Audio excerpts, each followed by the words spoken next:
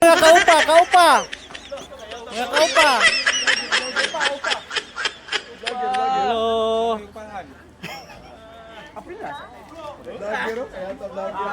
Annyeonghaseyo. Mga kaupa ni adeta karon sa Oslo.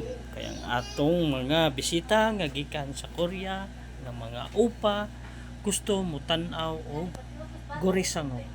Gorisango term na sa ilaha. Pero sa atoa butanding.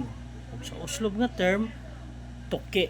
So karon ni ana guys, mga kaupa, mao ni sila mga upa o tanawa na mayo.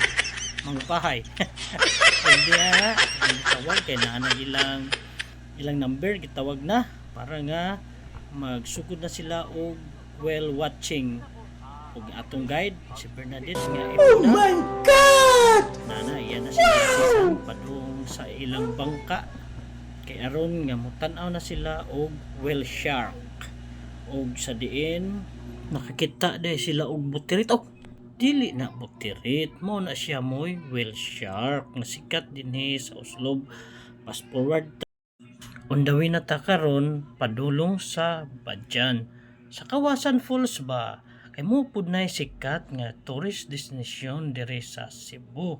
So guys, sa sunod nga video atangin ninyo akong i-post ang ilang adventure sa Kawasan Falls. So thank you for watching. Kamsahamnida.